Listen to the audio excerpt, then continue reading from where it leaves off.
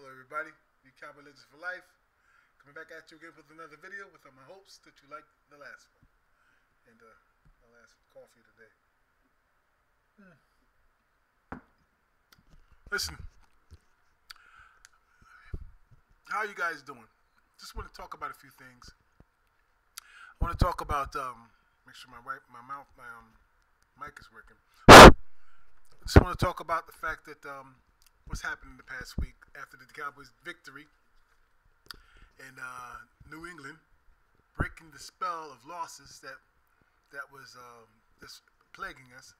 And truthfully, I'm happy that it's over, and we have beaten the what do you want to call it, Belichick curse. But I hope and kind of pray that we did that when Tom Brady was still there. That's my feeling about that. It's not as complete for me as it would be if Tom Brady was still quarterbacking. And though he's quarterbacking Tampa Bay and we lost him in the last seconds of the game, it may have been ended up the same way, but at least we had a break or try to get that point. Of course, listen, I think we sort of outplayed the Tampa Bay Buccaneers the first game of the season, and Tom Brady TB12, but he is what he is, man. He's just simply that. He's the best. Simply the best. So let me say this to you also, that it was a great game. I was excited. It was my birthday. And the Cowboys won on my birthday. And my brother's not birthday, And so my cousin was there. I was at his place and we were celebrating and chilling out and everything. And anyway, what's amazing about that game to me, when I want to point out some points here, is that though it was tough dealing with the defense, because you can see Belichick, Tom Brady may have left, okay, and Gronk may have left, and some sort of offensive juggernaut that used to be with them, but the defense has stayed. The defense showed themselves as very capable, more than capable of any team. Matter of fact, they're higher ranked in defense than our Cowboys. And our Cowboys are putting up a massive show because they're getting the turnovers that we always needed, that we never had under Papa Marinelli. That's okay, because that Dan Quinn is pretty aggressive. He's very aggressive. I thought that Nolan would try to be aggressive, but he wasn't. I don't know what when I think about how much of time wasted we had with Nolan, and I was disappointed because I always thought that he was a decent coach. And he is. He just came with something new that he couldn't even himself bring to the fore to the players. So that messed us up a lot because they didn't understand what's going on. They couldn't understand the players who couldn't understand what's going on. But he continued to try the system he brought to Dallas when no one else would hire him with those same plans. So that messed us up, and the guys could not believe in what he was talking about. Thank God, though, that Mike McCarthy and the front office agreed to replace him. Okay, and I could say, I always can say happily that I was wrong about Nolan. And when I'm wrong about something, I admit I'm wrong, and I'm happy wrong because it turns out to be a better thing once I'm wrong about something. You understand? So I'm happy about that. And I'm also saying this, is that I'm a bit wrong about the Schultz, because Schultz turned out to be a nearly complete type of tight end that we've needed. You know what I mean? He's pretty much like Witten, okay, Big Witt, except for the speed. He had a lot more speed and youth than Witt does. Even when Witt was young, he has a lot more speed than Witt. And also, I ain't giving up no Jarwin. You see Jarwin, why the double tight end move what we have out there is deadly. Because Jarwin, he got hurt last season. It really took him out the limelight, actually, because he won that spot. He won it fair and square. All right. And even so, I think he won it even before the year before that, because even though he did showed a lot of promise, Witt came back, and it really sort of, if you want to think about it, though we needed his catch rate, his performance really hindered our offense. And that's the truth. It really did. And he was past the time, and he serviced us like no other in history as tight ends goes in Dallas. That's the truth. And I'm always going to miss him. I'm always going to respect Witt. I'm just going to be one of my favorites, always. You know, I had a few favorites during the years. You know, Billy Joe Dupree was a favorite. You know what I mean? Mike Ditka was a pretty favorite early on. All right, he was kind of cool about, you know, the way he was pretty good. He was okay. And but one of my favorites became Doug Cosby, and then after that, then became oh my god, you know what I'm talking about with Aikman. Right now, you know what I'm talking about. He was a dynamic tight end. The guy was good. I liked him, but I'll get to his name, place his name later, because you know right now it just escapes me, being the fact that I'm now 61, looking good.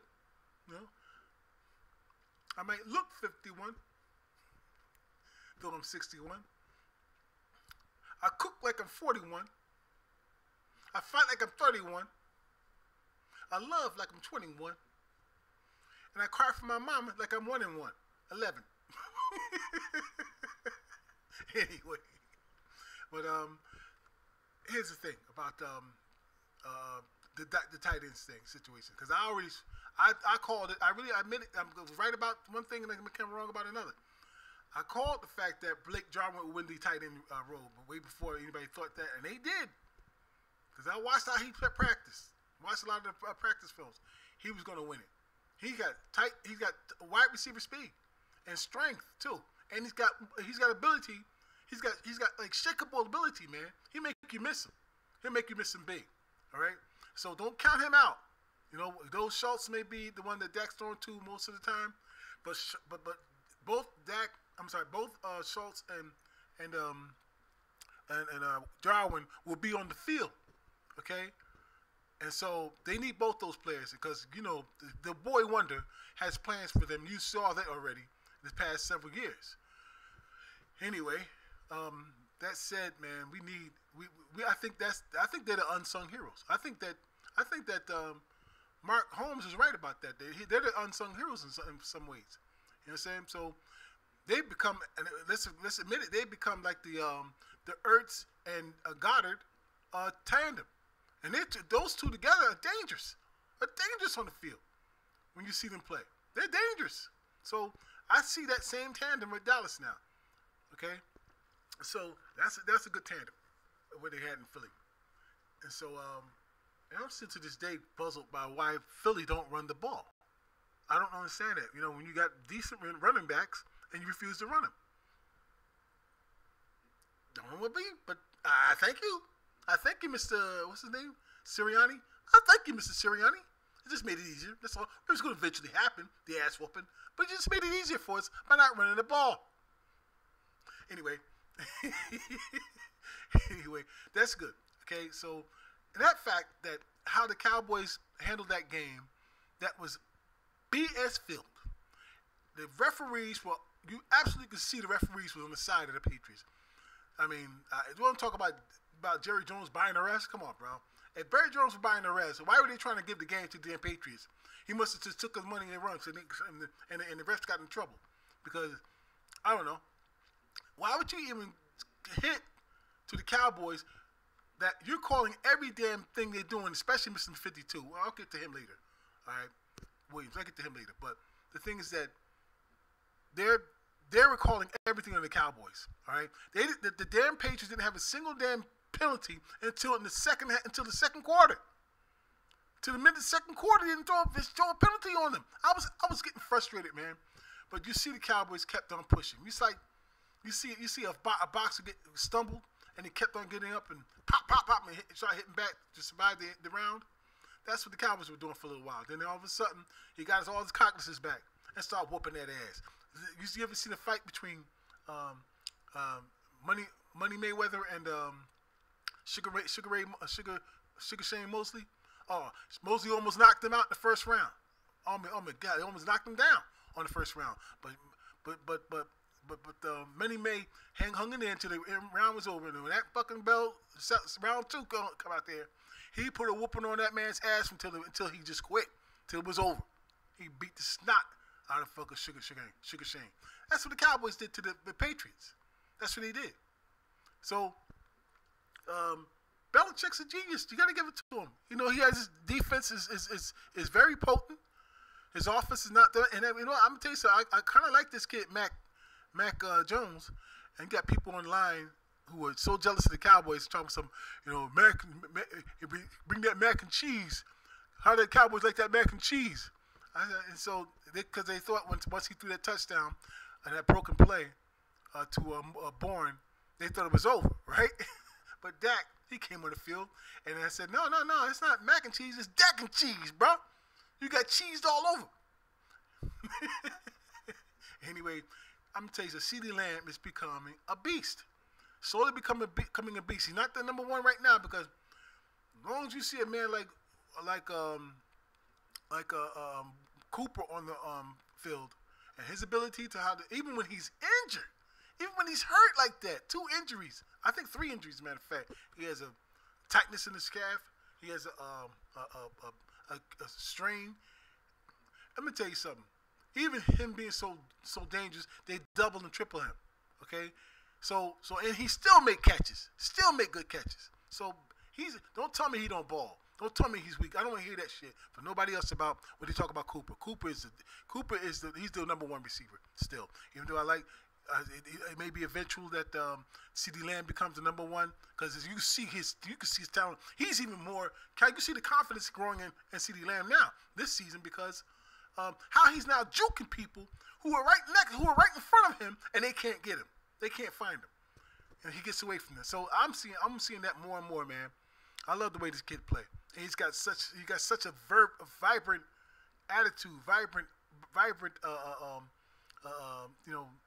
a way of playing and presenting himself, and I like it.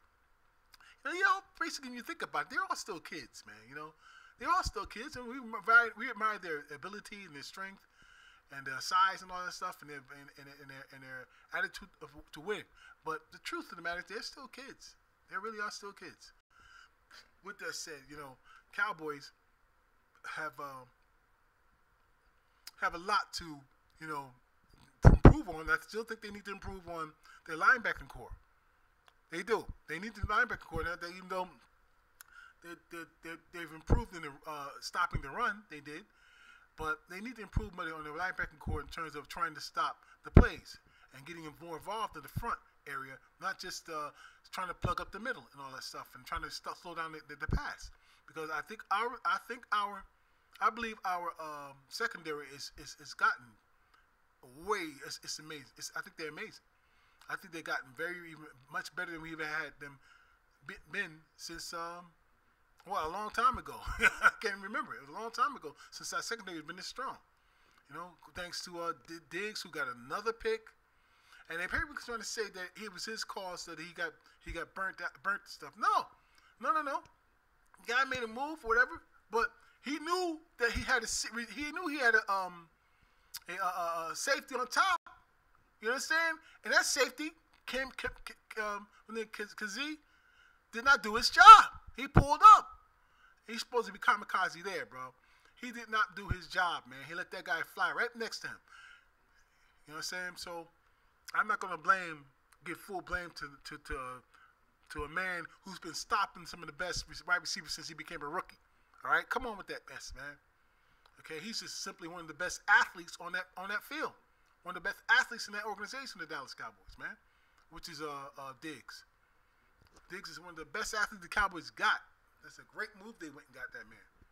So anyway, I just wanted to put that out there. But you know, I just felt that even when Bourne scored that touchdown, I didn't fully panic. Of course, I'm excited. You know me, but I knew somehow Dak was gonna. You know, matter of fact, I should put it here. I put on Facebook. I put a picture of what's it, Belichick. And, he's all fucked up and serious and shit. Put a couple of pictures up there, and he's like screaming, trying to take the headset off and shit. And so now I put up this, and it said, "You see this face? This is the face you see when you've been dacked." And that's what happened. That Dak, man. You just get dacked, bro. So anyway, that was a good game. It's going to be a bye next week, of course, and so now I'm going to be fiending for a Cowboy game. So I guess I have to watch some other NFC East bum of the week club.